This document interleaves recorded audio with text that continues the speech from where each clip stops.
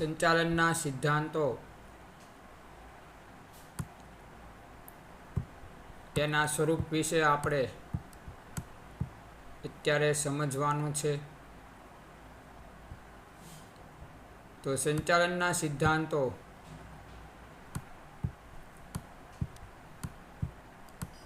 શા માટે અસ્તિત્વમાં આવ્યા? તો અહીંયા આ સિદ્ધાંતોના અમલ માટે જે કાંઈ નિર્ણયો લેવામાં આવે છે એ નિર્ણયો માટે અગાઉથી પ્રયુક્તિઓ એટલે કે યોજનાઓ તૈયાર કરેલી હોય છે અને એ યોજનાને અમલમાં મૂકવા માટે ને માર્ગદર્શિકા એ સંચાલનના સિદ્ધાંતો છે, જેના દ્વારા આપણે માનવ વર્તણૂકને કાર્યને અનુકૂળ બનાવી શકીએ છીએ. તો એટલા માટે સંચાલનના સિદ્ધાંતો અસ્તિત્વમાં આવ્યા. અહીંયા આપણે એનું સ્વરૂપ જોઈએ તો સંચાલનના સિદ્ધાંતો વ્યવહારુ તારણ છે. તારણ એટલે જે કોઈ બાબત આપણે અનુકૂળ હોય એને અનુસરીએ અને એમાંથી આપણને જે અનુભવ થાય એ બીજાને રજૂ કરીએ તો એને આપણે તારણ તરીકે ઓળખીએ છીએ.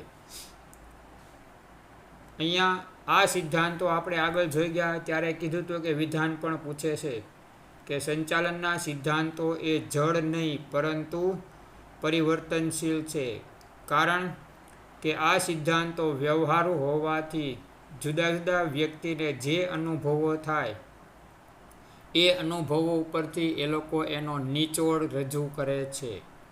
નિચોડ એટલે આપણી ભાષામાં આપણે એને તારણ તરીકે ઓળખીએ છીએ.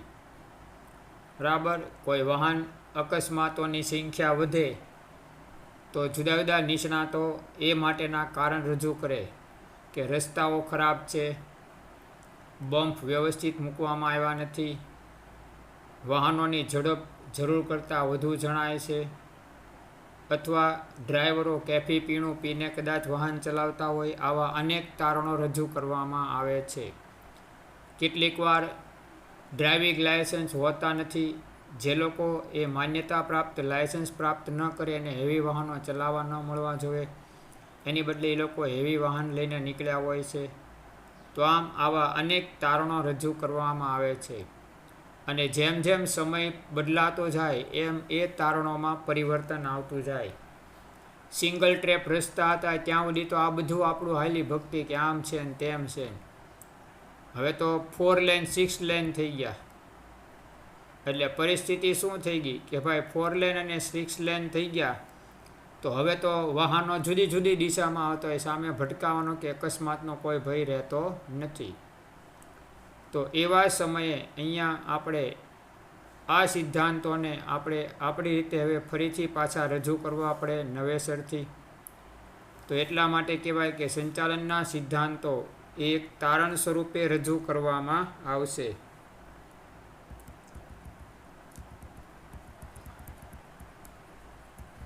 આમ સંચાલનના સિદ્ધાંતો તારણ સ્વરૂપે એટલા માટે રજૂ કરવાના છે કારણ કે એ આપણને ભવિષ્યમાં માર્ગદર્શિક પથ તરીકે કામ કરે એમ લાગે છે. જે કાર્ય અને કારણનો સંબંધ ધરાવે છે. કાર્ય કારણનો સંબંધ એટલે એવો સંબંધ જે એકબીજા સાથે જોડાયેલો હોય છે એને કાર્યકારણનો સંબંધ કહેવામાં આવે છે. આ આપણે આગળના પીરિયડમાં જોઈ ગયા કે ભાઈ વરસાદ પુષ્કળ આવ્યો તો પાક વધશે, ગરમીમાં ઘટાડો થશે, તો આને કાર્યકારણનો સંબંધ કહેવામાં આવે. તો બે ઘટનાઓ વચ્ચે જ્યારે સંબંધને જોડી શકાય, કોઈ બાબતને જોડી શકાય તો એને કાર્યકારણના સંબંધ તરીકે ઓળખવામાં આવે છે.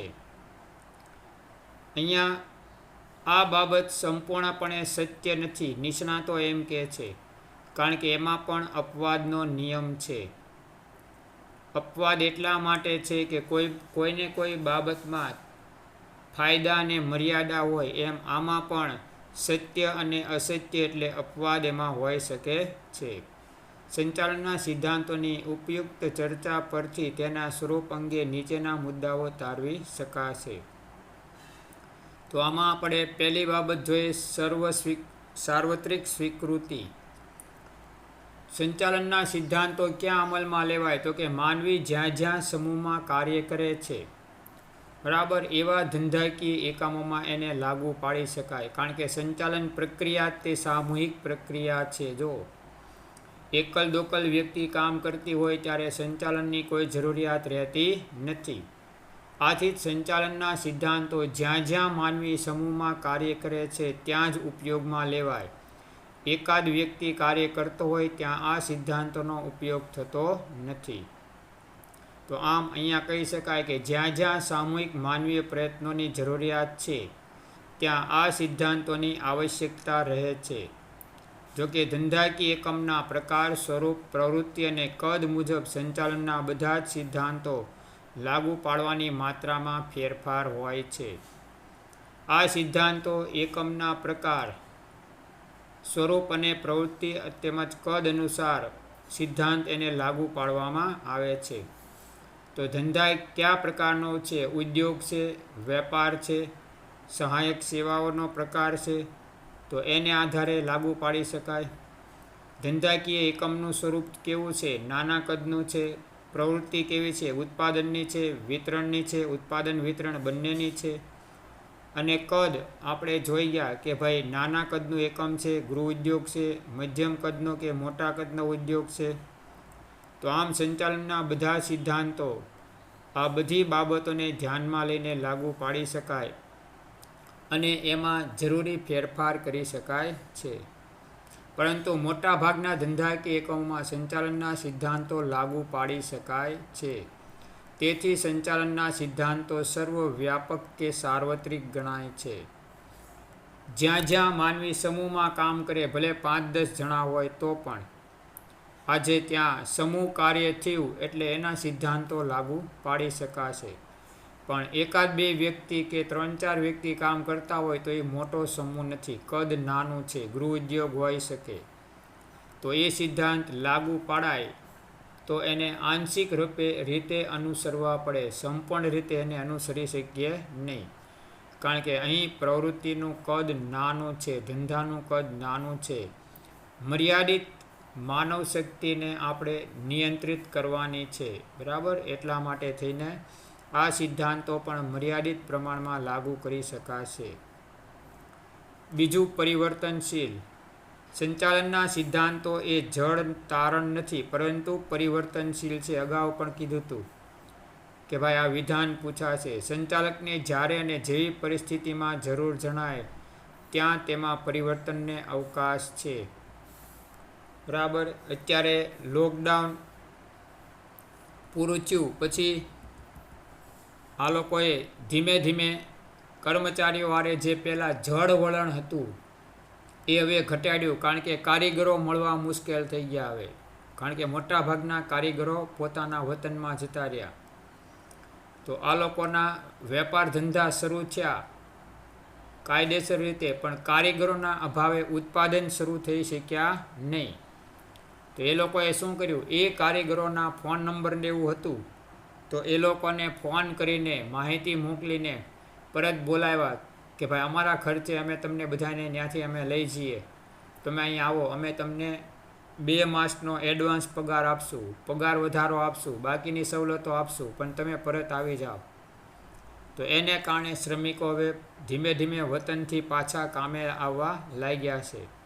તો આમ એ લોકોએ પોતાના સિદ્ધાંતોમાં અહીંયા ફેરફાર કરવા પડ્યા છે કે પગાર વધારો નહીં મળે, આવી રીતે રજાઓ નહીં મળે, બરાબર. એ બધું હવે નેવે મૂકી કર્મચારીઓને પરત બોલાવવા અનેક રીતે એને રીઝવવાના પ્રયત્નો કર્યા છે. તો આમ પરિસ્થિતિ અનુસાર એમણે સિદ્ધાંતોમાં પરિવર્તન કરવું પડ્યું છે. કેટલીક પરિસ્થિતિમાં આ સિદ્ધાંતો બંધ બેસતા ન જણાય ત્યારે સંચાલકને તેમાં ફેરફાર કરવાની છૂટ રહે છે. દાખલા તરીકે કાર્ય વિભાજનનો સિદ્ધાંત મોટા એકમોમાં એક સમાન રીતે લાગુ કરી શકાય, પરંતુ નાના એકમોમાં તેટલી જ માત્રામાં કાર્ય વિભાજનનો સિદ્ધાંત લાગુ કરી શકાતો નથી. કાર્ય વિભાજન એટલે તો પહેલાં આપણને એ ખબર પડવી જોઈએ કે કાર્ય વિભાજન એટલે શું. તો કે કાર્ય વિભાજન એટલે કાર્યનું વિભાજન, કાર્યની વહેંચણી જુદી જુદી વ્યક્તિઓ વચ્ચે થાય ત્યારે એને કાર્ય વિભાજન કહેવાય. પાઠ પહેલામાં આપણે જોઈ ગયા સંચાલનની 3 સપાટીઓ: ટોપ લેવલ મેનેજમેન્ટ, ઉચ્ચ સંચાલન સપાટી; બીજું મિડલ લેવલ મેનેજમેન્ટ એટલે કે મધ્ય સંચાલન સપાટી; અને ત્રીજું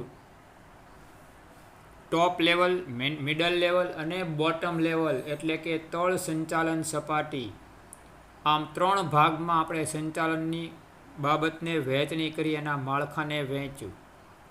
તો આમ ત્યાં કાર્ય વિભાજન થયું. ઉચ્ચ સંચાલન સપાટી, જ્યાં સંચાલકો ધંધાના મહત્ત્વના નિર્ણયો લેવાનું કાર્ય કરે.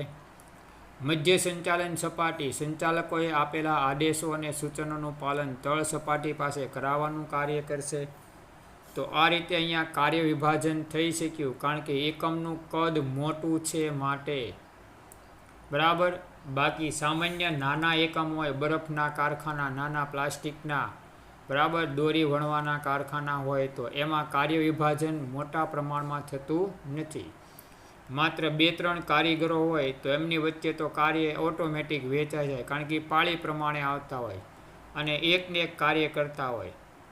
બરાબર. 6 કલાક એક કારીગર આવે, 6 કલાક બીજો કારીગર આવે, એટલે કાર્ય વિભાજનની કોઈ માથાકૂટ નથી. સમયની વહેંચણીની બાબત અહીં મહત્ત્વની થઈ જાય.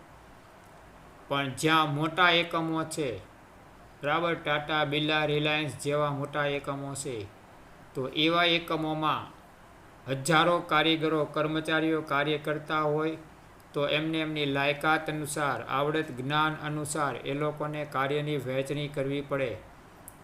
તો અહીં એ કરી શકાય છે. એટલે મોટા એકમોમાં એ શક્ય છે, નાના એકમોમાં કાર્ય વિભાજનનો સિદ્ધાંત લાગુ કરી શકાતો નથી. સામાન્ય માર્ગદર્શિકા. સંચાલનના સિદ્ધાંતો એ જુદી જુદી પરિસ્થિતિમાંથી જુદા જુદા નિષ્ણાતો દ્વારા થયેલ અનુભવોની ફલશ્રુતિ છે. અહીંયા આણે ફલશ્રુતિ શબ્દ વાપર્યો છે ટેક્સ્ટ બુકમાં, પણ યાદ રાખજો, આપણને એ લોકો પૂછે છે સંચાલનના સિદ્ધાંતો એ શું છે, તો જવાબમાં એ લોકો આપે છે ઓબ્જેક્ટિવમાં અનુભવનો નિચોડ. તો ફલશ્રુતિ શબ્દ એટલે નિચોડ, એ ધ્યાન રાખવાનું. બરાબર. કારણ કે ત્યાં પછી તમે ગોથા ખાઈ જાશો કે આવો ફલશ્રુતિ શબ્દ તો આમાં છે જ નહીં ઓબ્જેક્ટિવમાં, તો કેમ પૂછ્યું એણે. પણ ફલશ્રુતિનો અર્થ છે અનુભવનો નિચોડ. અગાઉ વાત થઈ ગઈ, સંચાલનના સિદ્ધાંતો એ કોઈ એમને એમ થાપી દેવામાં કે મૂકી દેવામાં આવેલા સિદ્ધાંતો નથી. બરાબર. અત્યારે કોરોના વાયરસ છે, તો રસીકા એમની એમ આડેધડ ન આપી દો, શીતળાની આપી દો, મેલેરિયાની આપી દો, જીવે તો ઠીક, નકર ઘોળ્યો ક્યાં આપણા બાપનો છે એમ. બરાબર. તો એવું આમાં શક્ય બનતું નથી. અહીંયા પણ એ સિદ્ધાંતો જુદા જુદા નિષ્ણાતોને એના કાર્યાનુભવ દરમિયાન થતા હોય છે.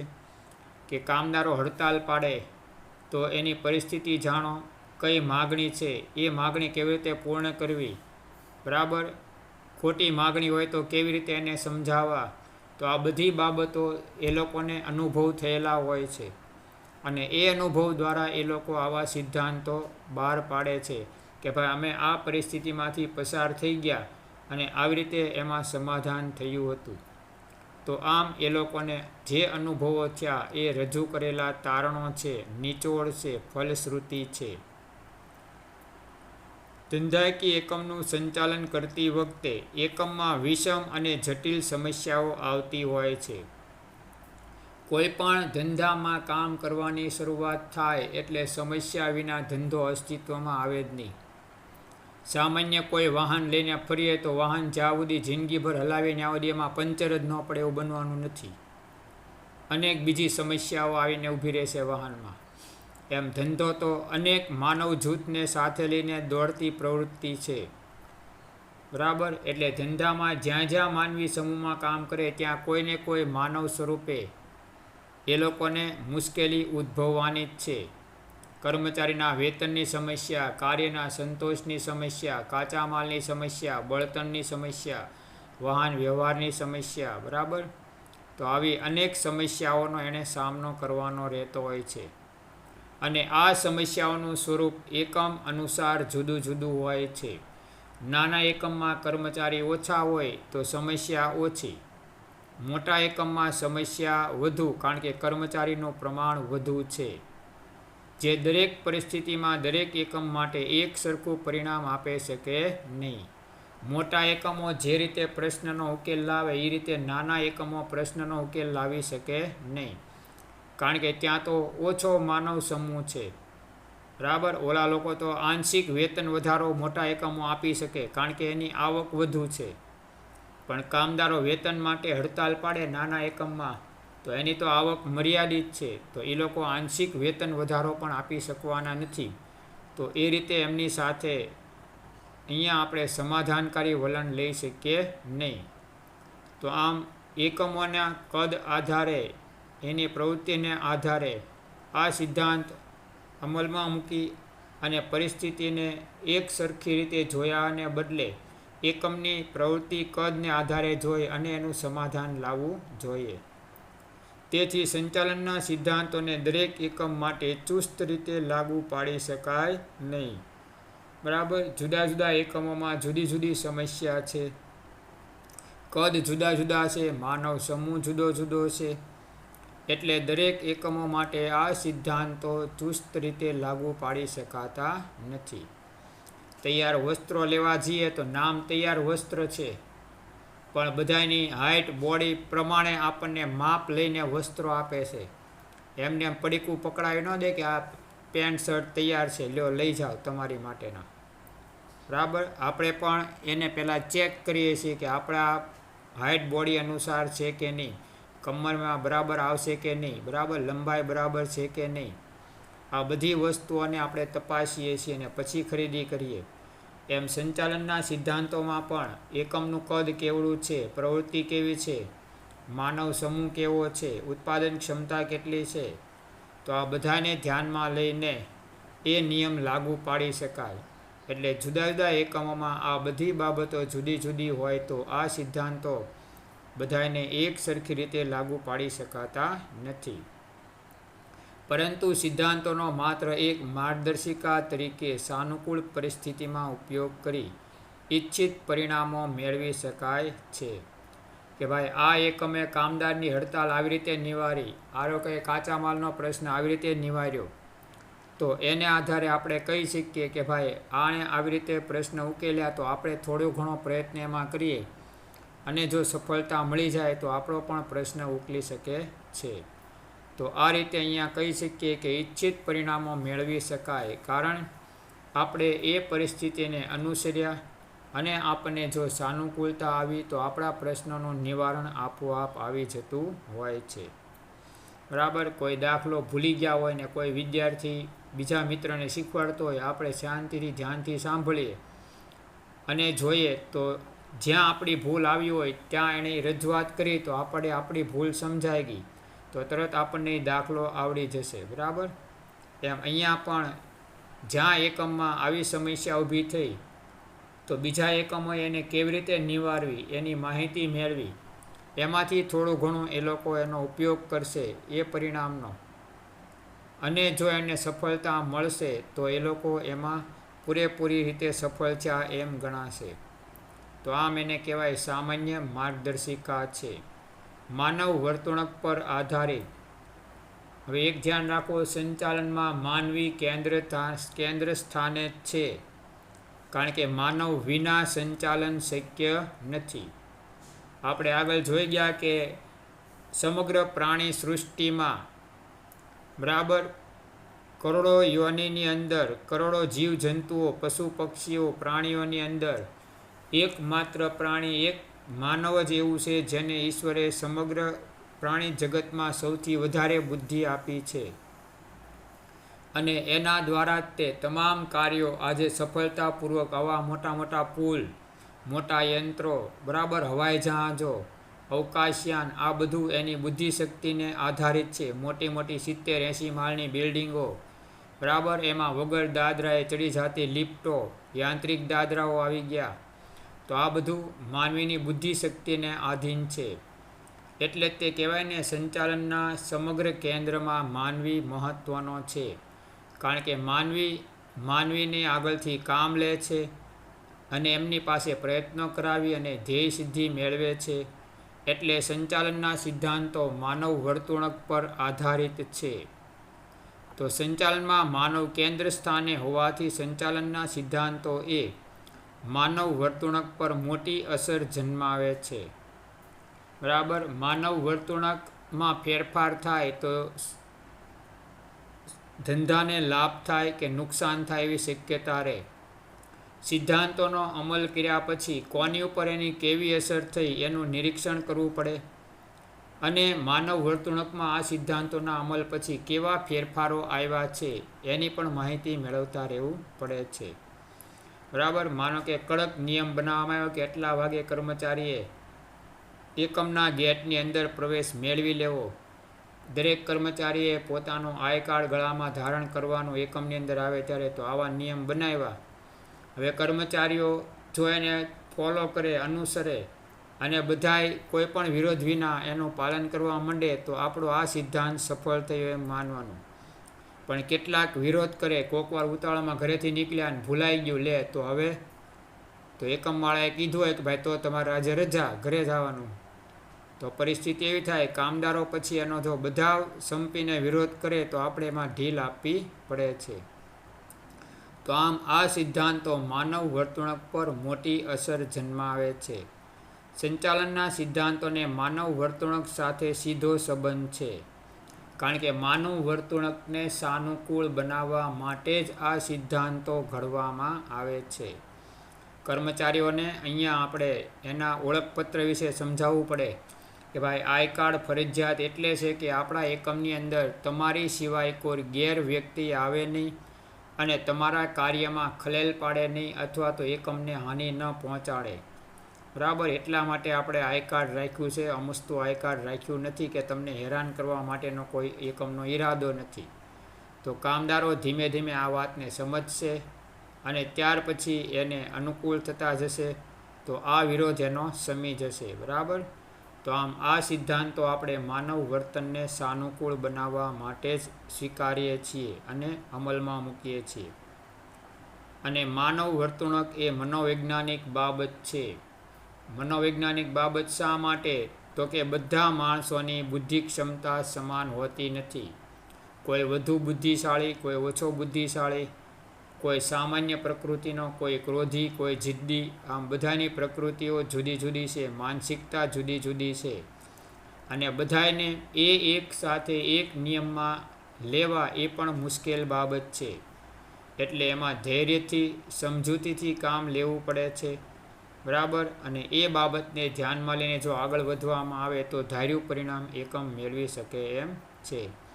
તો આ રીતે સંચાલનના સિદ્ધાંતોના અમલ વખતે એને ધ્યાનમાં લેવું પડે કે આ સિદ્ધાંતો એ મનોવૈજ્ઞાનિક બાબત છે. જુદા જુદા સ્વભાવના, જુદા જુદા કોટીના માનવીઓ પાસેથી કામ લેવાનું છે. બરાબર. દરેકની વર્તણૂક પણ જુદી જુદી છે, માનસિકતા, એના વલણ પણ જુદા જુદા છે. તો એને એક સમાન બનાવી અને આગળ વધવાનું છે. તો એ કાર્ય કોનું છે? તો કે સંચાલનના સિદ્ધાંતોનું છે. તો આમ આ સિદ્ધાંતો ત્યારે જ સફળ થશે જ્યારે એ માનવ વર્તણૂકને એકમને સાનુકૂળ બનાવી શકશે ત્યારે. બરાબર. ત્યાર પછી આકસ્મિકતા. સંચાલનના સિદ્ધાંતો લાગુ પાડવા માટેનું એક તત્વ આકસ્મિકતા પણ છે. કોઈ એક ચોક્કસ અનિવાર્ય સ્થિતિમાં આ સિદ્ધાંતોના ઉપયોગ દ્વારા એકમને જરૂરી નિર્ણયો લઈ ધ્યેય સિદ્ધિ સરળ બનાવી શકે છે. જેમ કે કર્મચારીઓને યોગ્ય અને વ્યાજબી મહેનતાણું ચૂકવવું જોઈએ.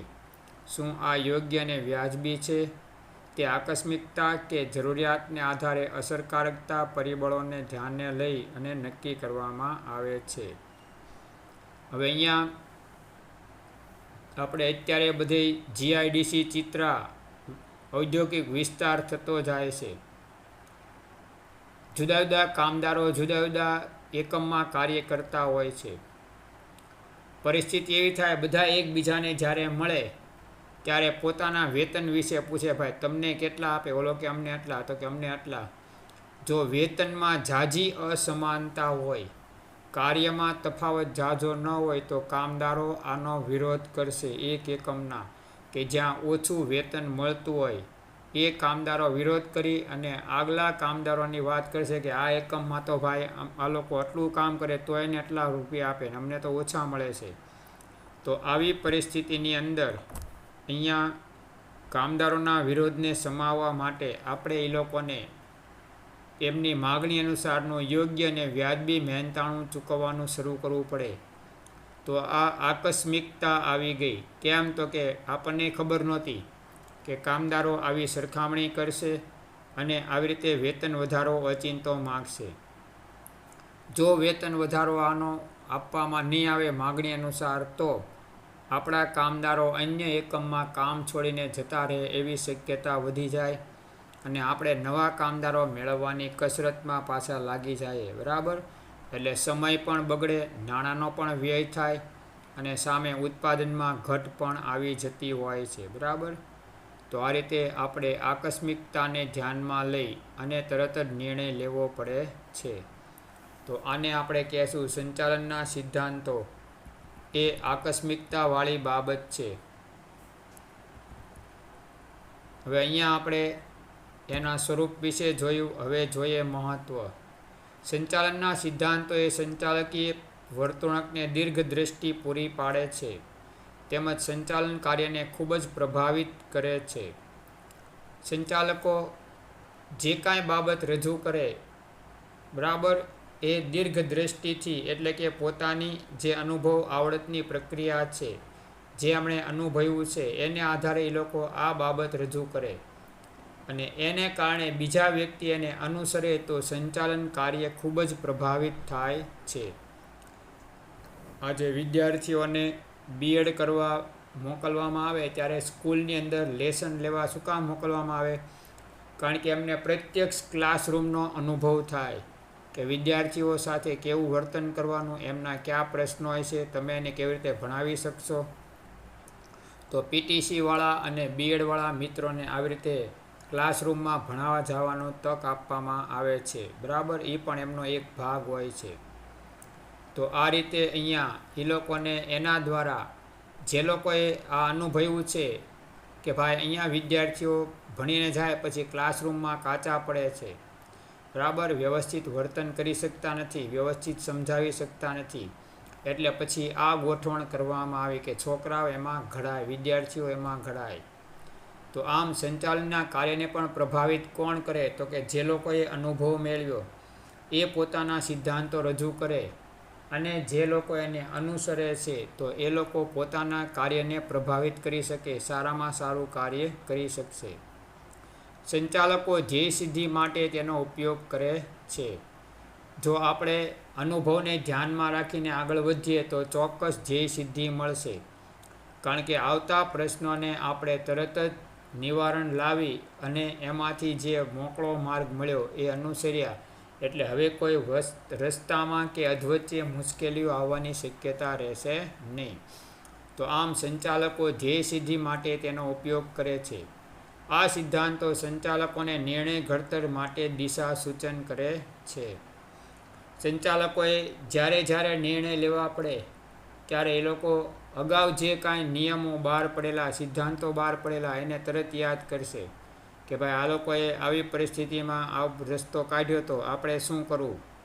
તો એ બાબતને એ લોકો અનુસરી અને પછી નિર્ણય કરે તો એને તરત દિશા સૂચન મળી જાય કે ભાઈ એ લોકોએ આ નિર્ણય લીધો હતો તો આપણે પણ એ નિર્ણય લેવામાં શું વાંધો.